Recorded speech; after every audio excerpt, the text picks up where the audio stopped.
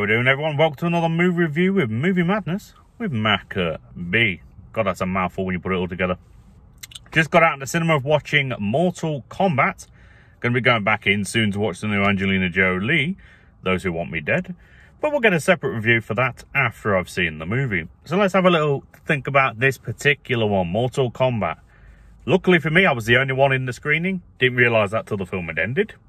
But happy days. That means I get less people trying to irritate and talk and basically piss me off and everybody else that goes to these screenings. Like, when you go to a cinema, you want to see the film. You don't want some tween dickhead in the back screaming and shouting and being a bellend. That's about as British as that review is going to get. So let's get into the actual film, because that's what you're here for. So the film, I found it to be watchable, in a word. It had some good action sequences, but there were a lot of faults with this film. Now, I've avidly played some of the video games, so I'm not going to review this film from a perspective of how close to the source material or how faithful to the source material it actually is, because I'm not someone that's very well versed in that. So I'm going to look at it more from an action film, you know, more of an action and fighting, gore, that kind of thing, from that kind of perspective. So let's look at a few things. So one thing for me I did find is the acting was very generic in a lot of places.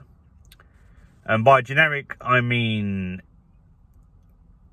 B-movie quality. Because it seemed like with a lot of the characters, their moves seemed very preemptively determined, if you know what I'm saying. It was kind of obvious that they were working from a choreographed script, rather than, you know, when you watch a film, you're supposed to be immersed in that world as though that's, you know, you're seeing something that's actually happening in real life. Or at least that's what I like to try and get from these kind of films. Whereas with this one, it was somewhat obvious between line delivery, physical movements, you know, altercations, and a whole variety of other aspects and things like that. It was kind of obvious that what you're watching was a film. Like, there was no realistic aspects to it. There was no realism. There was no spontaneity, you know, no chance of improvisation, that kind of thing. So that kind of lets it down a bit. Visual effects, they were kind of a 50-50 for me. They were kind of 50-50, because some of the visual effects were absolutely fantastic, like you know, Raiden's lightning, fire and things, you know, fire coming from certain characters and things like that. So those kind of special effects worked nicely. But then we had the other side, which was with some CGI characters.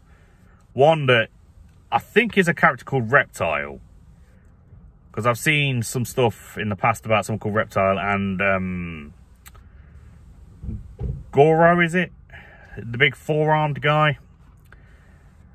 Their CGI for me was, the lizard one, Reptile, was a bit better. But their CGI, while it worked, it didn't feel quite 2021 or 2020, 2021 quality. It felt more like something from the 90s. It was slightly better than what we got in the 90s films. I haven't seen those either, but I've seen clips online, so I have a small reference to those. But I think I went into it expecting something a little bit better, to be completely honest. But I will give credit where credit is due. And I did like some of the characters and some of the acting that was going on. I thought Kang did a pretty decent job, and I've only just seen the film, but I forgot the other guy's name. Well, there was another character who was like a descendant of Raiden and whatnot. Where's one of those hats with the big metal rings around it? I've forgotten his bloody name, but he was a good character as well. I quite enjoyed his performance. I quite enjoyed, is it Melina? The physical, you know, the makeup effects, the physical effects. She was a pretty convincing and pretty intimidating character. Quite liked her. And then some of the others, for me, basically Don't know who the hell's papping all the time. Basically hit and miss characters. But, is what it is. What can you do? But, yeah. I wasn't... Like I said, it was watchable, but I wasn't massively impressed by this one personally. I know that this film has had a big bag of mixed reviews, so I couldn't wait to see it because I wanted to see for myself what we were working with. But yeah, I'd say for the $4.99 I paid, which I'm going to say pretty much all these reviews, it was worth it for the $4.99 to check it out, which is a lot better than the $15.99 that streaming services are trying to charge. But it's not one I'm massively going to be rushing out to do again. Because that's another thing I wanted to mention is a lot of the fight scenes and dialogue, it seems like they were taken straight from the video games themselves.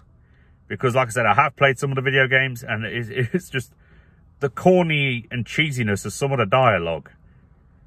And I'm not talking about, you know, like key phrases from the characters, because obviously including them, that's like a big Easter egg for fans. But just some of the dialogue and some of the fight scenes were just so obviously ripped from the source material and not in the way that they probably should have been. But that was just my own interpretation of what I was seeing. If I was going to give this a lettering grade, because again, I know a lot of people like to letter grade these, I would probably, if I was to take the acting, the visual effects, what limited knowledge I do have of the source material and everything involved, I would probably give this film... I'd probably give it a C-. Yeah, somewhere in the C range. C-. So just about passes, but by the skin of its teeth, slim margin. But that's just me, as I say. Everyone has their own opinions on these kind of things. That's the fun of doing reviews. Is my opinion can be exactly the same as a whole bunch of others, and it can be completely wildly different from others. That's the fun. So if you've seen this film, drop a comment down below, let me know, because I'd love to know what everyone else thought to this particular movie.